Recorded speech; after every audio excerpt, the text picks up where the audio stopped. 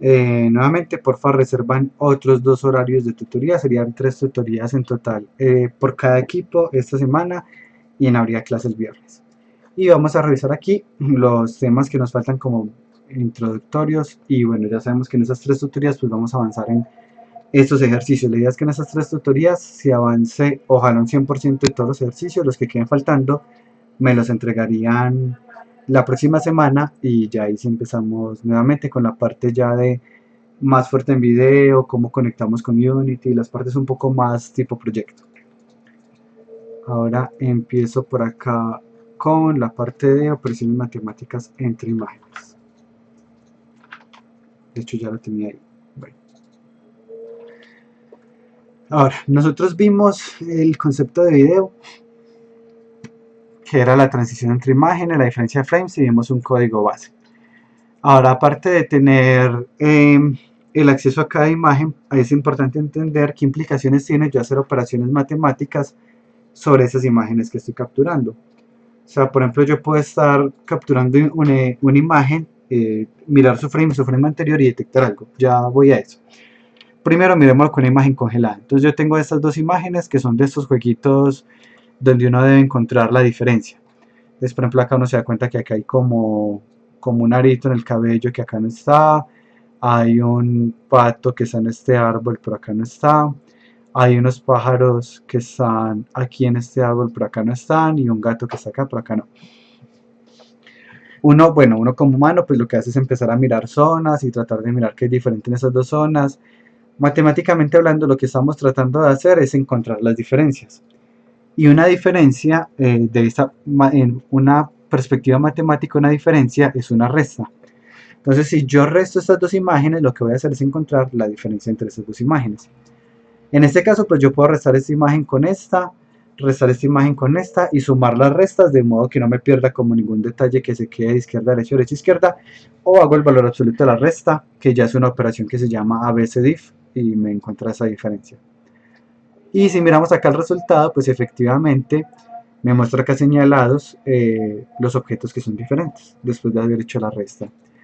Si yo hago esa misma operación, pero tomando el video y lo que resto es cada imagen del fotograma anterior, lo que voy a hacer es una detección de movimiento. En esa detección de movimiento, lo que estaría ocurriendo es, en el frame 1 yo tengo por ejemplo la mano arriba, en el frame 2 ya la bajé, y la resta pues va a detectar que la cara está igual, que el fondo está igual, que la ropa está igual, lo único que cambió es la mano, así que para la mano va a crear una mancha gris, pues depende si trabaja en escala de grises, una mancha, en la región donde hay un cambio, en donde hay una diferencia. Este algoritmo pues de hecho, así como es bien sencillo, nos permite ya hacer algunas interacciones no tan sencillas. Por ejemplo, un concepto muy parecido a este, al motion blur, por ejemplo. El motion blur se hace con una diferencia de frames y esa diferencia de frames se utiliza como una máscara para hacer el difuminado en esa zona. Esa es una de las formas de hacer motion blur. Nuevamente empiezo a restar fotogramas. Detecto donde hay diferencia. Donde hay diferencia se convierte como en una mancha gris y en esas manchas grises voy a aplicar un difuminado. Las manchas negras, que significa que no hay movimiento, pues no aplico el difuminado. Para los que no están familiarizados con motion blur, es un efecto que se utiliza en los videojuegos para difuminar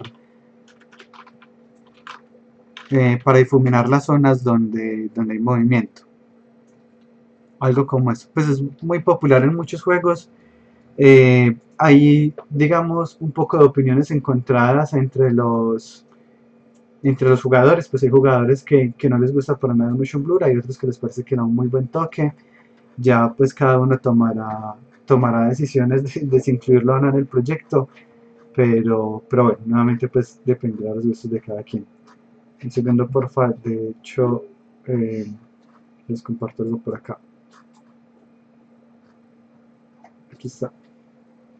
Pues que justo hoy había visto esta imagen en Manga, pues ahí se las puse en la pantalla de chat. Bueno, entonces en este caso sí, pues nuevamente tenemos que hacer detección de movimiento, luego de la detección de movimiento hacemos el difuminado. Solo que en este caso pues es un difuminado que será en dirección del movimiento, entonces bueno, tiene una complicación adicional por ese lado.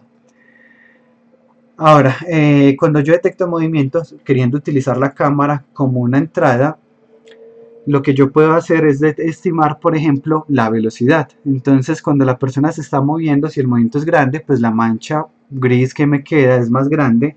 Si me muevo poquito, pues la mancha gris es pequeña. Yo puedo contabilizar eso, pues yo puedo contar cuántos píxeles hay diferentes de negro y convertir eso entonces en movimiento. Y así es como está hecho de forma pues muy superficial. Tiene otras cositas pues adicionales. Estos juegos que les mostré de movimiento, específicamente el de Da Vinci, que era eh, este de acá.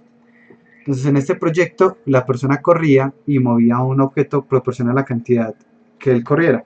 Lo que se está haciendo acá es que se resta cada frame con el anterior, se crean esas manchas, se cuentan píxeles, algo parecido a eso, realmente se calcula el momentum, pero es parecido a eso. Y, y con eso se mueve. Que si tiene acá importante, antes de esto y convertirlo en movimiento, hay un paso adicional y es un filtro.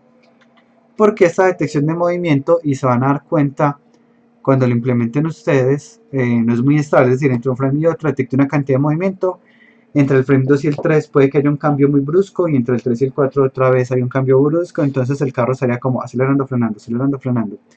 Para eso se utilizan filtros, yo utilizo un filtro predictivo se llama, luego podemos revisar con más detalle el tema. Pero ahora nuevamente la resta de imágenes me permite encontrar la diferencia utilizada para efectos o entradas del usuario. Ahora la suma la suma y la división. Cuando hacemos suma y división, alias promedio, en unas imágenes o en un video lo que nos van a permitir es reducir el ruido.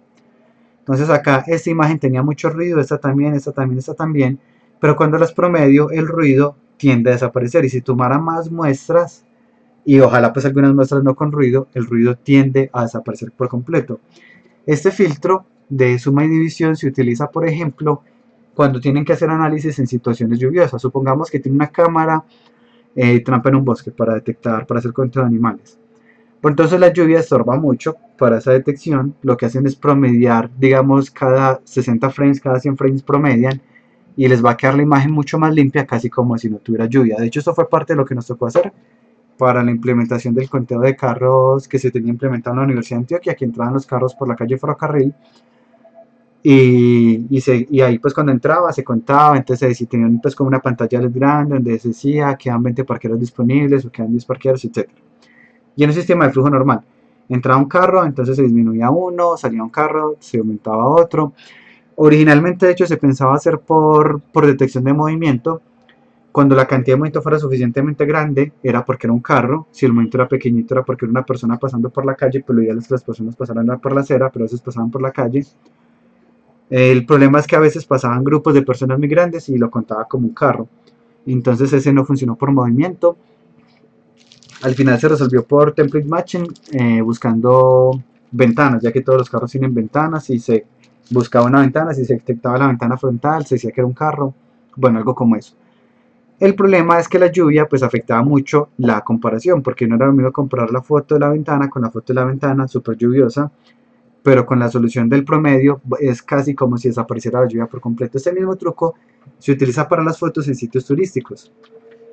Supongamos que uno quisiera tomar una foto del Coliseo Romano.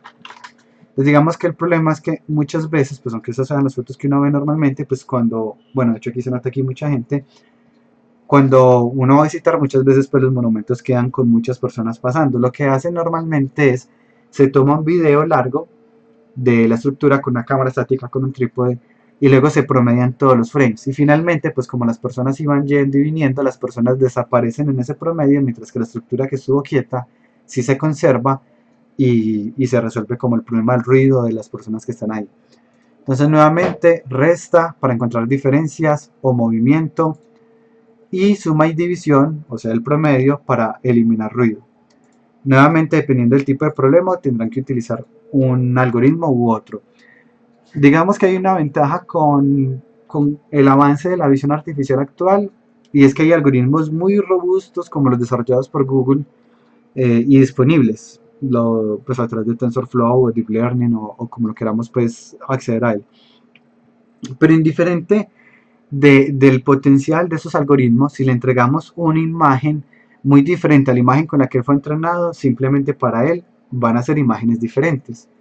Entonces, si yo le entrego, busquemos acá, digamos que tengo un sistema ya calibrado, muy calibrado, para detectar, supongamos, bueno, algo, se no estaba tan lluvioso. ¿Cuál está bien? Lluvioso, este de hecho está casi seco. Poniéndolo acá, bueno, aunque en este pues no hay tanto problema de lluvia. Supongamos que yo tengo un sistema para detectar rostros. Entonces el sistema ya está entrenado y es capaz de detectar rostros. O acá, personas, listo. Esta está súper limpia la imagen. Pero cuando uno mire la imagen, pues la imagen que le está llegando tiene un montón de ruido vertical, que es por la lluvia, y sobre todo pues cuando la lluvia es súper fuerte, pues algo como esto, sino que aquí probablemente es porque están cayendo en un vidrio. Entonces él simplemente, el algoritmo va a decir, eso no es una persona, porque lo que yo tengo entrenado para ver y lo que estoy viendo en este momento son muy diferentes. Si en cambio uno, antes de entrarle la información, la imagen al algoritmo que hace la detección, como está acá, pues de hecho aquí por ejemplo puede que no detecte una persona, porque hay tanto ruido que pareciera como unas manchas que se crean acá. Si yo antes de esto filtro, le quito como el ruido de la lluvia y le paso la imagen al algoritmo entrenado, seguramente ahí se llega, sí, efectivamente eso es una persona. De nuevamente, independiente de lo complejo de los algoritmos, es muy posible que dependiendo de nuestro contexto tengamos que hacer unas modificaciones a las imágenes que estamos tomando. Ahora, la multiplicación es otra operación bien utilizada en imágenes. Se utiliza en el concepto de máscaras, pero este lo vamos a trabajar en la unidad 3. Ahora hay unos retos que nuevamente pues van a ser, en esas 3 tutorías que van a tener esta semana, pues ya que van a avanzar en estos retos. En este caso pues uno de ellos es replicar ese ejercicio de acá. Van a tener en imágenes con ruido, las pueden pues poner ruido ustedes mismos y las van a promediar para quitarle el ruido. Y el siguiente reto, pues este es el que ya tienen planteado, o sea, este ya está planteado en la diapositiva anterior. Hacer detección de movimiento, que de hecho pues es esta parte de la resta que les estoy diciendo acá. Y van a hacer otro algoritmo de detección, bueno, ya no llamo la detección de movimiento, sino sustracción de fondo. Esto se llama background subtraction. Hay unos algoritmos pues ya más complejos, pero ahora vamos a implementar uno muy sencillo. ¿Qué es esto? Es como tratar de, acá tengo unas personas moviéndose y tratar de separar las personas del fondo. Estos algoritmos de background subtraction son muy utilizados a nivel industrial. Por ejemplo, uno puede, en algunas estaciones de trenes lo tienen implementado para detectar maletas olvidadas. Entonces se está teniendo como una manchita, una imagen que normalmente es negra, pero aparecen unas manchas blancas cuando hay un cambio. El concepto de este es relativamente sencillo. Yo tomo una foto del fondo.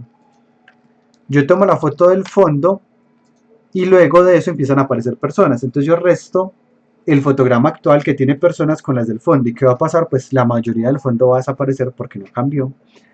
Mientras que la persona no desapareció en esa resta.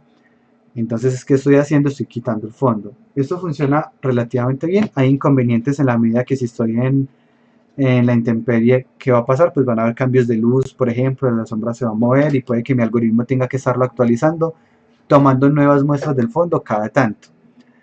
Pero ese es el concepto y lo vamos a implementar pensando más en una situación indoor, donde estamos en un ambiente controlado. Pensemos en una habitación donde va a tener lugar una experiencia, entonces la habitación ya tiene la foto y cuando la persona entra, se resta el fotograma actual con el del fondo y ya tengo la persona separada completamente del fondo, pues con cierto grado de precisión. A nivel industrial, nuevamente, hacen esto para detección de maletas abandonadas y reportar pues la alerta al sistema de seguridad. Y también para análisis de mercadeo, donde se tiene, por ejemplo, una cámara, digamos algo como esto, en una vista superior, y se tienen 3 almacenes. Entonces se hacen unos seguimientos, unos tracking a las personas para saber a cuál almacén están entrando más y categorizar un poco. Bueno, después de un mes de tener la cámara ahí, el análisis dio que a la primera tienda entran un 40% de hombres, aproximadamente entre 20 y 40 años de edad, mientras que a la segunda tienda entran un 10% de mujeres entre 10 y 20 años, lo que sea. Ese análisis se puede hacer gracias a que tienen en varias zonas unas cámaras haciendo como este Background Subtraction para hacer un tracking, un seguimiento a las personas que van entrando, y ya otras clasificaciones, al menos estimaciones adicionales de información que pueda ser útil, y luego pues esto se utiliza para vender la información para mercadeo, como bueno, si este es el público que más me está comprando, o análisis más sencillo, el martes es el día que menos está entrando gente, o tal día entran más personas a esta tienda y tal día entran más a mi tienda, bueno, todos los datos que se quieran imaginar que se pueden sacar. Ese es uno de los que van a hacer. ¿Cómo lo van a hacer? Entonces van a calcular, a prender la cámara pues con un programa de Python, y van a promediar los primeros n fotogramas, digamos 100 fotogramas. ¿Por qué no simplemente vamos a prender la cámara y a tomar una foto y a restarle la nueva imagen que entra? Porque puede que justo en el momento en que tomamos la foto algo salga mal. Por ejemplo, la cámara no ha terminado de adaptarse a la luz, entonces ve todo súper brillante. Piensen como cuando uno está en un túnel y luego sale del túnel y uno no ve bien por el cambio de luz. Con la cámara pasa algo parecido, porque la cámara tiene que ajustar sus parámetros de forma automática. Entonces puede que justo en ese momento tomé una foto y estaba súper iluminada, o tomé una foto y estaba desenfocada. Entonces, para garantizar que no hayan estos errores, lo que se hace es que se toma un video cortico, se promedian esos fotogramas y se dice: con esta imagen promediada es que yo voy a empezar a trabajar la parte de la detección de fondo. De este algoritmo pues ya tengo uno, les mostraré la implementación en otro momento, posiblemente durante la primera tutoría. Luego de tener el promedio de los n fotogramas, pues ahora sí lo resto con la imagen nueva que va entrando, y ahí ya tengo mi segmentación. Funciona relativamente muy bien y es una segmentación en la que no necesitamos una pantalla verde. Es bien interesante esto. Y ahí ya podemos aplicar otros algoritmos, como tratar de hacer esqueletización, por ejemplo, pues para detectar una estimación de poses, o algoritmos que tengan un bajo consumo computacional por el hecho de que ya tengo una segmentación de la persona. Bueno, siguiendo por acá, hay unas recomendaciones para resolver estos desafíos. Recordemos que acá están también las referencias. Ahora, siguiendo por acá con la página, tenemos el otro tema de la clase de hoy para terminar esta unidad introductoria, que es la parte de los kernel. Los kernel son una operación bien utilizada en la visión artificial. De hecho, también los utilizamos en programación gráfica, porque son una forma muy directa de operar sobre las imágenes, de modificarlas. Esto se llama kernels, y el otro se llama programación de kernel.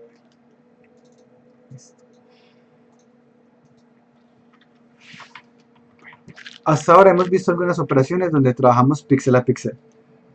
Entonces, el cambio de brillo. Yo el cambio de brillo, ¿cómo lo hacía? Tenía un píxel de entrada, 140, le restaba, por ejemplo, un 60, o lo multiplicaba por algún valor o cualquier operación, y encontrar el píxel de salida. Este píxel, este 80 depende del 140, el 85 depende del 145. Cada píxel depende de su píxel equivalente en la imagen de entrada. Esas son operaciones píxel a píxel. Pero hay otras operaciones que requieren un análisis más complejo, un análisis de vecindario. Cuando necesito analizar el vecindario, pensemos, yo quiero detectar bordes. Para detectar bordes, yo como mirando este 40 solo me doy cuenta si es un borde, no es posible. Como mirando este 50 si es un borde, no es posible. Pero cuando yo analizo el vecindario y digo: ah, sí, entre este 50 y sus vecinos hay un cambio muy brusco, esto parece ser un borde, pero lo hago a través de un análisis de vecinos.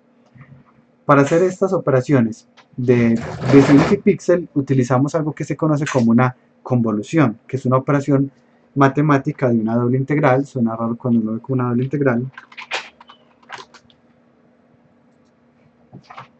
pero cuando uno mira la convolución, que la fórmula pues nuevamente es una integral, en este caso pues es una línea. Si fuera una imagen pues sería una doble integral, porque tenemos no solo x sino x y y. Pero al final una integral no es más que una sumatoria, entonces no hay que preocuparnos. Realmente lo que está ocurriendo de fondo es que estamos sumando píxeles y multiplicándolos, básicamente. Ahora, para hacer la convolución la vamos a hacer entre una imagen y un elemento que se conoce como el kernel, que es una imagen pequeñita, una matriz pequeñita, y que nos va a dar los diferentes efectos. Es decir, yo puedo aplicar un kernel y obtener un efecto de detección de bordes, pero puedo aplicar otro kernel y obtener un efecto difuminado, o aplicar otro kernel y mejorar la nitidez. Eso es lo que nos hacen, lo que nos permite los diferentes kernel. Entonces miremos ahora cómo es la operación. Entonces yo tengo esta imagen de acá, le aplico a este kernel, es una convolución de esta imagen y este kernel, y esta es la imagen de salida, que si miramos es una imagen difuminada. ¿Cómo funciona la operación? Yo por cada píxel tengo que analizar todo su vecindario, dependiendo del tamaño del kernel. En este caso, pues lo voy a hacer yo acá en Excel para que podamos ver cómo es el paso a paso. No significa que en OpenCV uno haga ese paso a paso. Un segundo, perdón, que otra vez tengo problemas de acceso al documento. Ya lo cambio.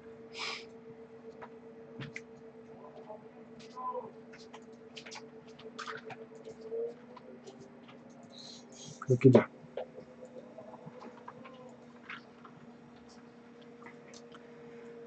Listo. Esta de acá es la imagen original. Esta es la imagen A. Y esta es la imagen B. Y le voy a aplicar este kernel que está acá, se ve súper pequeñito. Este kernel tiene 0.11, 0.11, 0.11. Entonces nuevamente cada píxel de salida va a depender de su vecindario. Entonces voy a borrar aquí este resultado que ya estaba hecho y voy a hacer. Entonces para calcular este píxel, que es el de la posición 1,1, pues considerando que se cuenta desde 0,0, yo voy a analizar este y este. Miren que para este solo píxel tengo que analizar estos 9 píxeles de acá. ¿Por qué 9? Porque el tamaño del kernel es 9. Si fueran menos, pues serían menos píxeles que necesitaría analizar.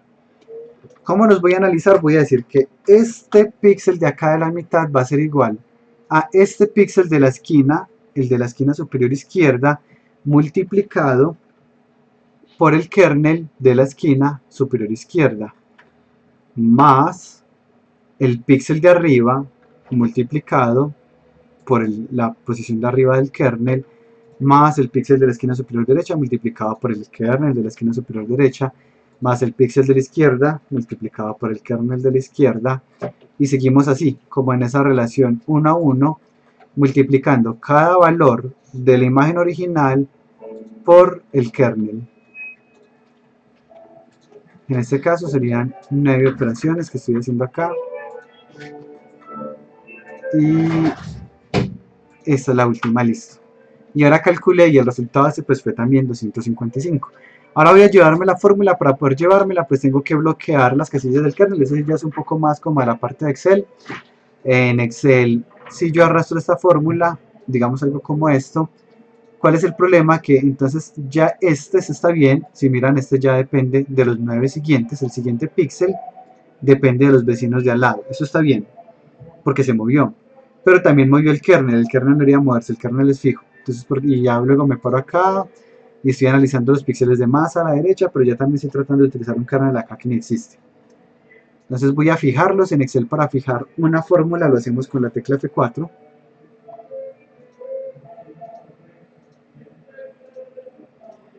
Tengan en cuenta que no siempre tienen la posibilidad de utilizar operaciones para automatizar el proceso del kernel, es decir, OpenCV tiene su operación para optimizar kernel y hacerlo con un solo método. Pero si los quieren hacer, por ejemplo, en Unity, quieren hacer un difuminado o una detección de bordes, que de hecho es algo muy común. Venimos acá en este proyecto.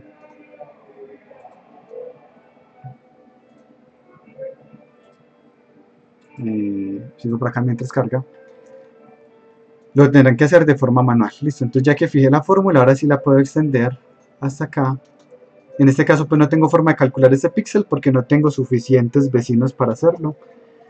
Lo que se hace normalmente es que se plantea un kernel especial para las esquinas y bordes. Pero por ahora hagámoslo así. Y aquí ya está, y el resultado de la misma imagen de entrada, pero con un difuminado. Entonces, ¿qué hace este kernel? Este kernel que están viendo acá, cuando se lo aplicamos a una imagen, sea cual sea la imagen, nos va a permitir difuminarla. ¿Y por qué este kernel difumina? Porque resulta que este kernel es lo mismo, 0.11 es lo mismo que un noveno. ¿Y qué implica que sea un noveno? Pensemos en que es como si yo estuviera tomando cada píxel, multiplicándolo por 1 y sumándolo, o sea que sume todos los píxeles. Y el resultado lo dividí sobre 9. Como el resultado lo dividí sobre 9, entonces lo que estoy haciendo es promediando. Sumé 9 píxeles, lo dividí sobre 9, encontré el promedio. Y cuando uno promedia una imagen, se va a difuminar porque, digamos, ¿cuál es el promedio entre 102 y 255? Está por los lados como de 150, entonces se difuminó. Lo mismo, este 102 y este 255 se difuminaron. Y así, entonces miren que aquí se conserva una parte sólida que siguió con el mismo valor que era un 102, pero donde habían cambios se empezó a difuminar. Miremos acá en este de acá, solo quito esta parte acá. Entonces acá, por ejemplo, lo que ven es, no quito,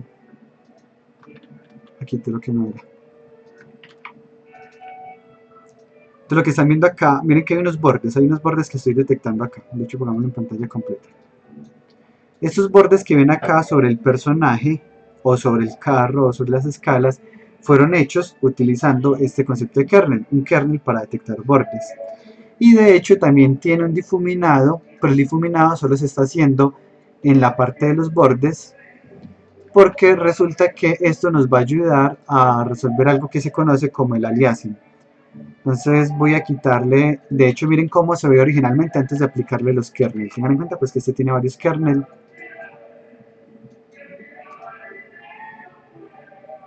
Y así es como se veía, miren que se ve muy diferente.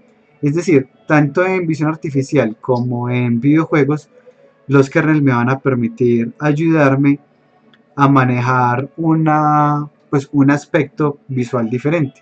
En este caso los colores están muy opacos, por ejemplo, las sombras son muy fuertes y bueno, no hay bordes, entonces se pierde como el contraste entre los objetos, no se alcanza a diferenciar que esto es una planta y esto es otra.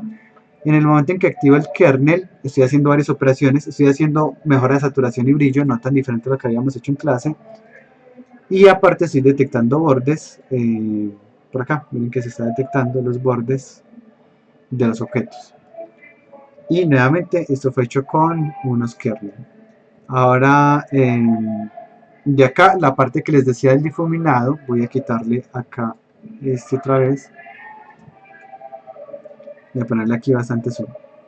Entonces, si miramos acá hay un problema que pasa en los videojuegos y en otro tipo, pues cualquier otro tipo de render, sobre todo en los renders de tiempo real, que se conoce como el efecto diente de sierra. El efecto diente de sierra es que las diagonales, miren que esto es una diagonal del carro, no se comporta como una diagonal, se comporta como un montón de dientecitos. Lo mismo es otra diagonal y es otra diagonal. O sea, si miramos, no parece una diagonal, parecen unas escalas. ¿Por qué ocurre eso? Pues porque yo tengo que al final traducir todo en términos de píxeles y no tengo más píxeles, estos son los píxeles que tengo, entonces tengo que poner esa diagonal mapeada en los píxeles que tengo disponible. Y pues el problema empeora en la medida que tenga menos píxeles. Entonces ahí viene la escalera, de hecho se ve súper marcada. A medida que tenga más píxeles, pues se nota un poco menos. Pero en ese mismo shader, cuando lo activo acá, será este de acá. Cuando lo activo, de hecho miren que la escala lo que hice fue que la difuminé. De lejos se nota menos tipo diente de sierra que como se notaba originalmente. Originalmente se alcanza a notar acá, pues no sé si ustedes desde esa pantalla, pongámoslo más cerquita, aquí se alcanza a notar que es un diente de sierra. Cuando activo el efecto se nota menos, se notan como los dientecitos pero se notan menos. Y el truco nuevamente es un difuminado. Entonces estoy aplicando un kernel diferente para difuminar y como se difumina el diente, se pierde, el concepto de diente se pierde un poquito. Este tipo de operaciones se llaman anti-aliasing. Esta es una operación igual muy barata como se está haciendo en este momento. El anti-aliasing más serio para los juegos, que de hecho es una de las operaciones que uno puede activar en los videojuegos normalmente.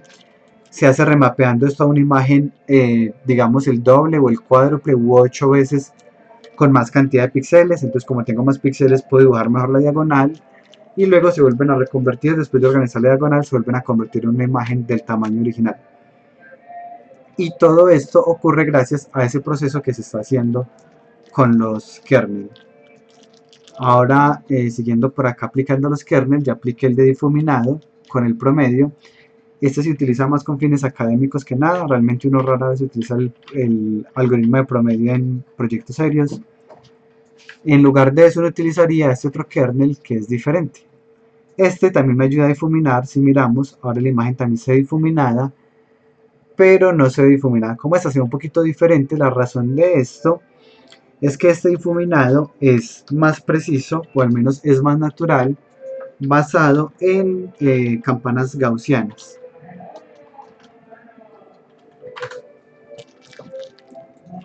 Algo como esto. Entonces el píxel del centro tiene más importancia que los píxeles que están a los lados. De esa forma sí difumino, pero conservando mayor importancia al píxel central. Este tipo de difuminado pues es basado en la campana Gauss y se puede hacer de cualquier tamaño, 3x3, 5x5, 12x12, 15x15, de que sea impar, porque tengo que tener un píxel en el centro. Siguiendo por acá, puedo hacer nuevamente el mismo difuminado gaussiano, pero ahora 5x5. La idea de hecho es que este lo van a hacer ustedes, este difuminado 5x5. Lo van a hacer pues descargando el archivo, descargar o crear una copia y lo hacen ahí. Este siguiente algoritmo es de detección de esquinas. Entonces miremos que acá, ven, pasó algo con este píxel de acá. Bueno, este algoritmo, miremos que me trató de detectar las esquinas del logo de YouTube. Este kernel que están viendo acá, 1, 0, menos 1, 0, 0, 0, menos 1, 0, 1, efectivamente es para eso, es para detectar esquinas. Todo lo que no sea una esquina lo elimina y lo que sean esquinas lo resalta. Este tipo, digamos, de operaciones para detectar esquinas es útil. De hecho, la detección de esquinas es parte de los algoritmos que se utilizan en los algoritmos como Vuforia para realidad aumentada u otros algoritmos de detección de características, porque en cada esquina aprovechan y empiezan a extraer características de esa esquina y los vecinos que hay alrededor de esa esquina. O también si quisiéramos resaltar, supongamos que yo tengo algún videojuego y yo quiero pues que el arte sea con las esquinas resaltadas, solamente las esquinas, pues lo haría con este kernel de acá. Este kernel me va a permitir detectar bordes, este pues también lo deben implementar, este también lo deben implementar, también es de detección de bordes, este es de mejora de la nitidez, y este que es restar el difuminado gaussiano 5 con el 3 también es para detección de bordes, pero ya les explico la diferencia. Entonces cuando uno detecta bordes es muy común uno antes de detectar bordes difuminar. De hecho, pues inclusive en videojuegos uno podría primero difuminar y luego sobre ese resultado difuminado en otra pasada detectar los bordes. ¿Qué me permite eso? Que la detección de bordes no sea tan ruidosa. Pensemos en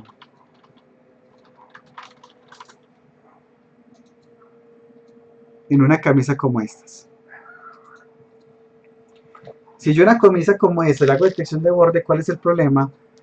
Que la detección de borde me va a dar todo este montón de tela que hay acá como del tipo de tela o no sé cómo llamarlo, esa estructura que tiene, me va a detectar bordes. Aquí hay un borde, acá hay otro borde, borde. Todo eso son un montón de bordes. Va a quedar una imagen llena de bordes. Pero puede ser que a mí me interesa detectar bordes. Miremos acá el mismo ejemplo con esta camisa. Aquí me va a detectar una cantidad impresionante de bordes, mientras que yo solo quería detectar los bordes de afuera de la camisa. Porque quiero medir el perímetro, porque con base en el perímetro voy a darle alguna información a la persona de la talla o lo que sea. Entonces aquí detectar bordes no me serviría. ¿Pero qué puedo hacer? La difumino. Pensemos en que yo esta imagen la difuminé. Hagámoslo acá, aunque no pues, recuerdo si funcionaría acá. La difumino, así ahí está. Y después de difuminarla, ¿qué va a pasar? Que ya esos bordes que tenía por dentro yo ya no los veo. Yo ya donde noto cambios, ya sí puedo notar cambios, es en estas partes de acá, que hay un cambio entre la tela y el fondo blanco. De pronto acá que detecte todavía pues como los botones, no sé si el cuello se alcanza a detectar, pero a diferencia de cómo estaba originalmente, pues originalmente iba a detectar borde, todas partes. Entonces por eso es útil difuminar antes de encontrar bordes. De hecho es una operación muy común difuminar la imagen recibida para tratar de eliminar el ruido gaussiano que tenga o cualquier otro tipo de ruido que tenga con un kernel 3x3 gaussiano. Ahora, la idea de detectar bordes con resta gaussiana es que si yo detecto bordes restando dos gaussianas, estoy haciendo a la vez, matando dos pájaros de un solo tiro. Estoy quitándole el ruido a la vez que estoy detectando los bordes. Esa es una operación que de hecho es uno de los algoritmos de Adobe que se llama Differential of Gaussians. y es una forma más pulida de detectar bordes. De hecho ellos sacaron un paper al respecto y pues también lo pueden implementar si quieren detectar bordes nuevamente, pues de forma un poco más precisa. A ver si lo encuentro acá, que decían dog como perro, pues differential of Gaussians. Creo que es este de acá. Pues acá está. Bueno, esto es un paper, necesitaría acceso para leerlo, pero por fortuna existen páginas pues para eso. Un segundo ya.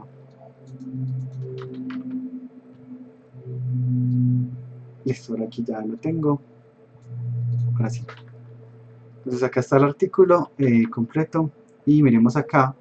Ellos comparan la imagen original y muestran diferentes resultados de detección de bordes utilizando diferencias gaussianas. Y lo comparan con otros algoritmos famosos. Sobel, Canny son algoritmos bien famosos. Y acá lo comparan, por ejemplo, con el de ellos que llamaron Flow X Differential of Gaussians. Comparado con Sobel, pues el de ellos es mucho mejor.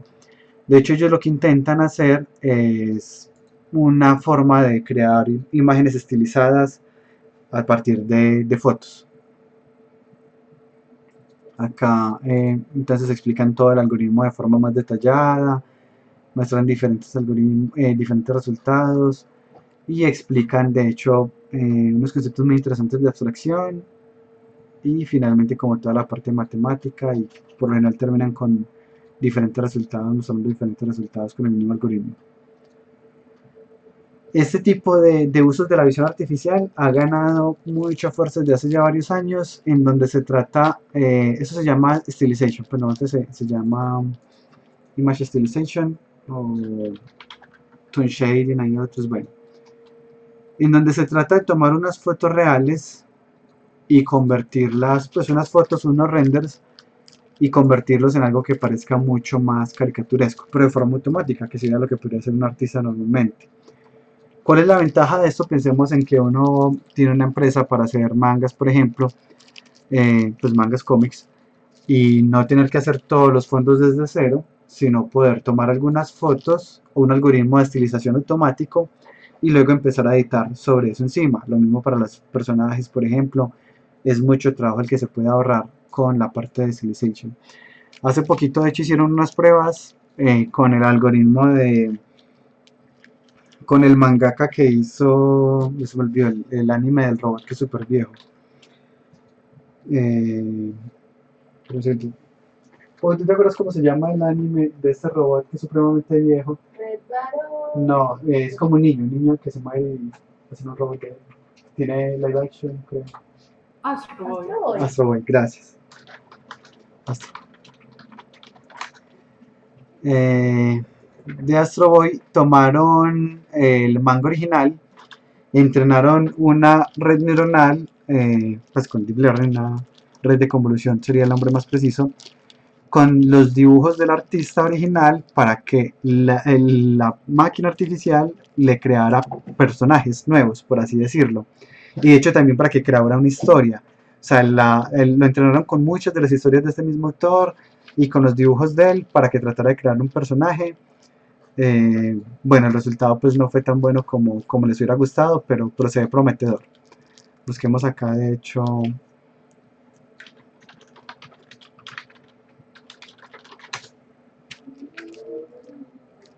aquí está. Entonces, nuevamente, pues entrenó con los datos de él. Esto pues todavía está muy en proceso de desarrollo, pero se alcanzan a mostrar un personaje que crea. Aquí está. Entonces, este es el personaje que creó después de hacer el entrenamiento. Este es el personaje que creó después de entrenarlo con el diferente arte que manejaba él y de hecho con unas historias y digamos el computador de forma automática decidió crear este personaje. Se dieron cuenta pues que había como algunos problemas, realmente era que habían él trató de ponerle unas formas pero que no se alcanzaba a ver del todo porque pues solo lo entrenaron para los rostros y en muchos de los mangas pues no se veía el rostro completo. En este caso pues la suposición era que esta parte de acá era la mano, y de que así es más o menos pues como se vería el personaje completo. Entonces es bien interesante el documental, por si lo quieren ver, se los pongo aquí en el chat. Y sí, que una memoria, y de hecho también había escrito Sergio Lazo y no me acordaba que se llamaba así. Eh, pero eso tiene bastante potencial. O sea, si miran, esto fue un artículo que fue de este año, de abril, del 22 de abril del 2020. O sea que estamos, y la tecnología pues ha venido evolucionando supremamente rápido. O sea que podemos estar hablando que fácilmente en unos 3 4 años, puede inclusive que menos, empecemos a ver los primeros cómics o mangas hechos, digamos, creados por máquinas completamente, que tomen varios mangas hechos por otros autores viejos y creen imágenes a partir de ellas, o tomen fotos y los editen, como por ejemplo este otro, esto lo pueden encontrar todo en Nvidia. Nvidia sacó Stalgan, no, es otro, pero es parecido a Stalgan, solo lo busco.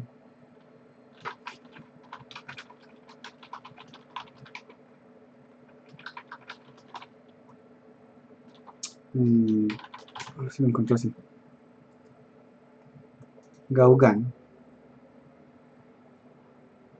De hecho hicieron también una red neuronal que hizo Pac-Man, o sea, fue un computador que creó a Pac-Man. Esto es bien interesante, porque no solo creó una inteligencia artificial para mover a Pac-Man y los fantasmas, sino también que él mismo creó los renders, es decir, nunca le pasaron un dibujo de Pac-Man, el sprite para que se empezara a mover, que es como hacer un videojuego normalmente, sino que lo entrenaron con datos de Pac-Man y él mismo, la misma máquina artificial creó Pac-Man. Se llama GameGan, Nvidia Ganimal, Gaugan, este es el que quería mostrarles. Ese es el proceso inverso al que les acabo de decir, no es estilizar fotos, sino tomar datos segmentados y convertirlos en imágenes. Lo mismo, para no partir pues con más de cero. Entonces yo le digo acá que esto acá es hierba. Le voy a decir que esta parte de acá es mar. Ah, esto ya era mar. Entonces esta parte de acá van a ser rocas.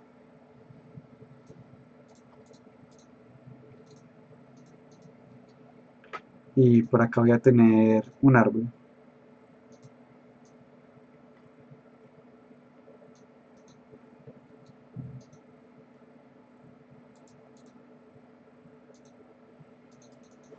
Y acá está. Entonces esto es lo que yo dibujé, tratado de convertir en un landscape. Pues el árbol no fue capaz de meterlo aquí en este espacio que le di.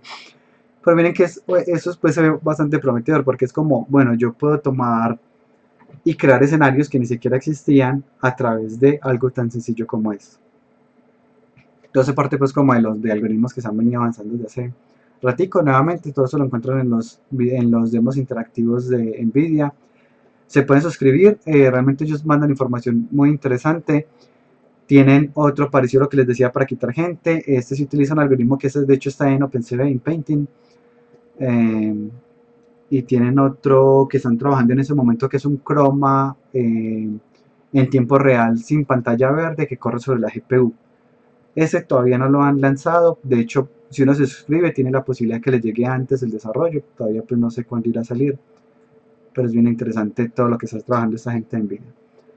Ahora continuando por acá con el tema de los kernel, la idea es que ustedes van a implementar estos kernel que les mostré aquí en esta hoja, y aparte que los van a implementar estos de acá, pues vamos a empezar a revisar para la siguiente cómo se programaría en OpenCV. La ventaja es que en OpenCV es bien sencillo.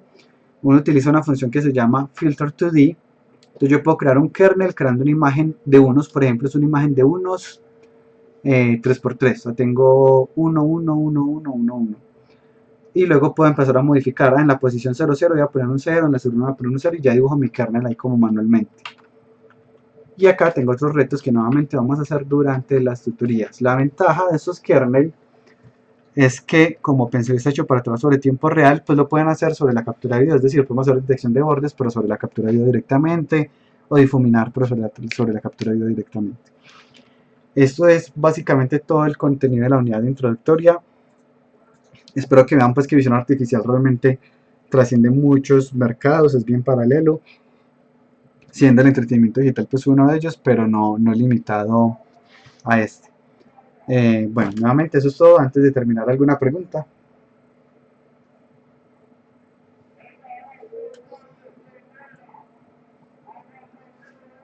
No, súper bien. Entonces, bueno, todos los desafíos que debemos hacer esta semana son los que están en la unidad 2, introducción. O sea, todos los retos que hayan ahí plasmados en las diapositivas es para que idealmente los terminemos estas semanas.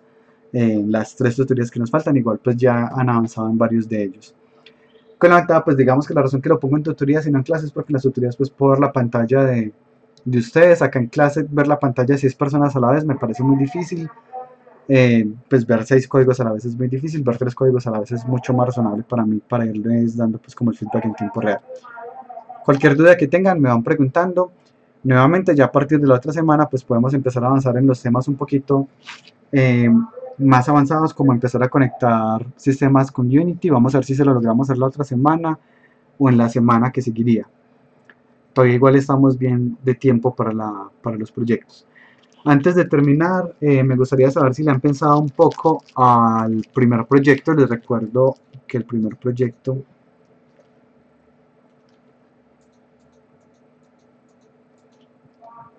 es tomar un prototipo de control en donde vamos a, entre comillas, hacer un hack de un control existente y a modificarlo, como este que les muestro acá de Subway Surfer, modificando, jugándolo en este caso con la posición de la cara.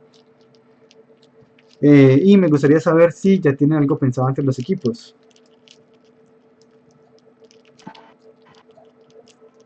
Nosotros estábamos hablando la otra vez sobre un juego de ritmo que hay para computador.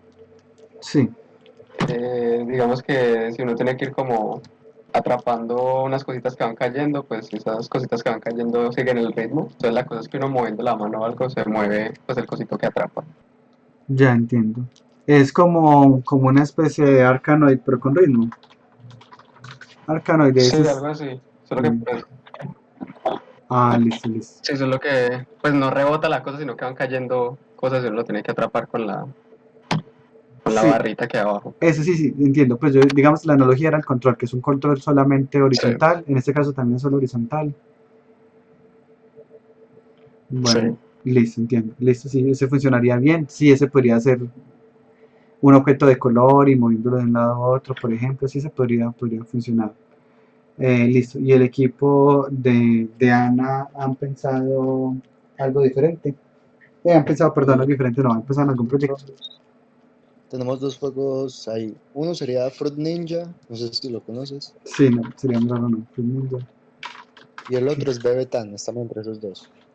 ¿Cuál es el otro? Cópialo igual que como suena, Bebetan, pues dos Bs, Tank. Así. no tan, sin la K. Ah, Tan, ya, ya. Ah, no, este no lo conozco. Ah, es como un busta, buster, ¿cómo era? Buster algo. Bueno, el jueguito que es uno apuntando el ángulo y disparando, sí. Entiendo.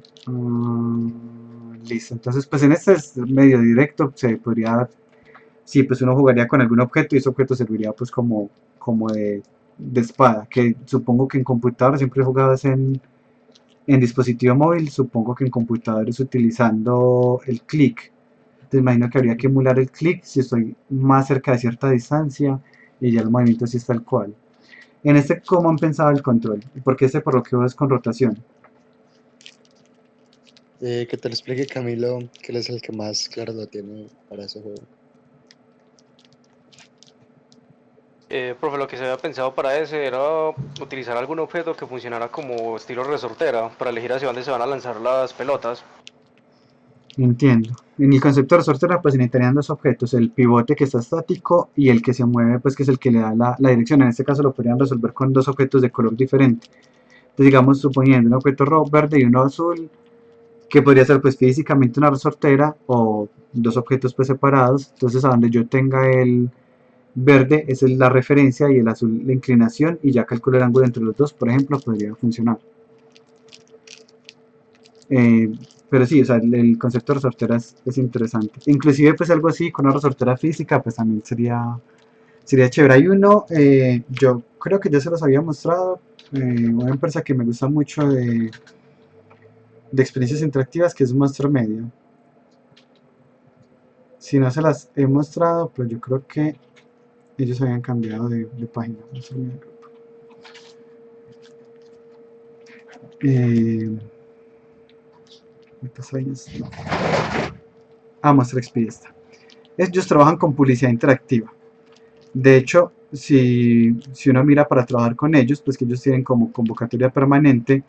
Entre lo que ellos piden es trabajar con Unity, saber sobre, veámoslos directamente. Coordinator, no, aquí está.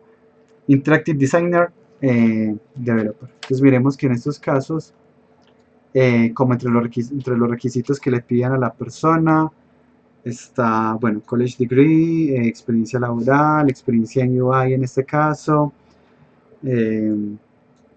composición, teoría de color, arquitectura y jerarquía, Adobe Creative, verdad, parece que, ¿será que la Unity ya no está? De pronto ya la quitaron no sé si habrá cerrado la convocatoria que parecía urgente, sí, parece que sí.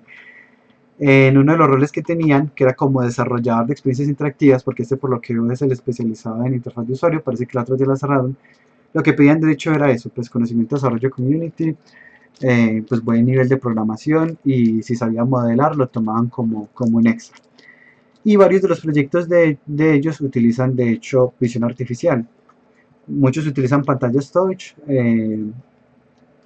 pero algunos, como les decía, utilizan visión artificial. Estos, por ejemplo, pues de hecho, así uno parecido a ese se ha hecho aquí en Colombia, en un centro comercial, no recuerdo en cuál fue, lo hizo la empresa Quatio. En este caso, las personas chutan un balón imaginario, y ese balón imaginario que chutan, pues se ve en el juego real, y dependiendo del ángulo en el que uno chutó, pues el balón saldrá en esa misma dirección, y ya pues el arquero tiene la probabilidad de atraparlo o no. Este tipo de proyectos muchas veces lo resuelven utilizando una cámara que está debajo del tapete. Entonces la cámara está debajo del tapete, está mirando todo el tiempo la trayectoria. Esa trayectoria, pues cuando termina, lo que hace es convertirla en una trayectoria que se pasa al objeto virtual. Algo parecido a esto lo implementó, como les decía, la empresa Quatio, no sé si la conocen, es de experiencias interactivas. Y trabajan de hecho mucho con visión artificial. De hecho, pues ellos fueron con los que empezó a trabajar toda la parte de visión artificial en su momento. A ver, veamos qué tienen acá. Esta es realidad aumentada a gran escala. Entonces tienen unos como animales virtuales que ellos acariciaban. Tienen proyectos de realidad virtual. Eso siempre sería una empresa de experiencias que no lo tenga. Esta era con Kinect. De hecho ahí está, este es el que es chutando, lo hicieron, creo que fue para UNE, como publicidad a UNE, creo que fue cuando UNE sacó el canal obligatorio que es de deportes, la verdad no recuerdo cuál era, pianos a gran escala. Entonces que cuando UNE hizo este proyecto, ellos querían hacer publicidad en un centro comercial, lo que hicieron fue que contrataron a Quatio como para promover esta información, y pusieron este tapete, mucha gente participó, dejaba los correos, etcétera, etcétera. El anterior lo hicieron para Encicla, en este caso pues es una bicicleta, este sí se hace con electrónica, pues uno le pone digamos un motor a la bicicleta para poder mapear la generación de energía con la bicicleta, y luego pues la convierte esa señal electrónica en análoga en digital con un microcontrolador o lo que sea, y convierte su movimiento. Este es un servicio de croma que ellos llevan, prestan para fiestas. Entonces alguna fiesta cualquiera y ellos llevan la pantalla verde, y en tiempo real van viendo cómo va quedando. Pues la ventaja de esto es que es un croma en tiempo real, aquí se ve pues cómo va quedando, y les imprimen pues las fotos.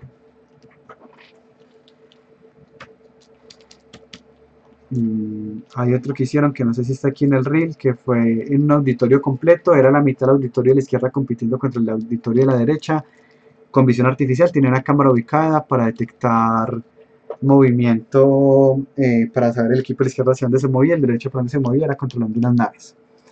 Este que están viendo acá fue uno de un helicóptero para el Ejército de México, para entrenamiento militar. Pues ahí no se alcanza, en la pantalla se pierde mucho la gracia, pero era como esta cabina grande. Esta era una pantalla súper grande, pues como una pantalla, digamos, 180 grados, pues no son 180 exactamente, son como 120, en donde se reflejaba como el escenario, el territorio. Y el arma, pues cuando uno disparaba, pues se veía reflejado en el juego, a pesar de que el arma es física, se mapeaba esa posición donde él disparaba a través de un sensor que le da como la posición de forma muy puntual, se enviaba a Unity y ya se sabía dónde estaba disparando. Este fue nuevamente para entrenamiento militar, fue un proyecto relativamente muy grande pues. Y tenían otros con visión, veo que ya no los tienen en el portafolio, que eran simplemente pues como actividades más lúdicas de moverse y con el momento de detectar cierta información, etcétera, etcétera. Entonces, este pues me pareció un referente interesante de visión artificial en experiencias interactivas. De hecho, pues nuevamente en su momento ellos fueron los que me dieron como las capacitaciones iniciales en este tema, en visión artificial y en Unity. De hecho, la persona pues que trabajaba con ellos, que nos ayudó como en su momento con la capacitación, se llama Sergio también.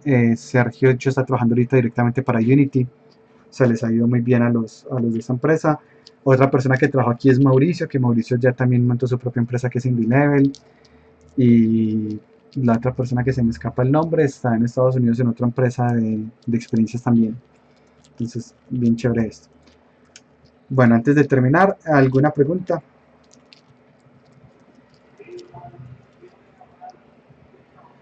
No, súper bien. Nos vemos.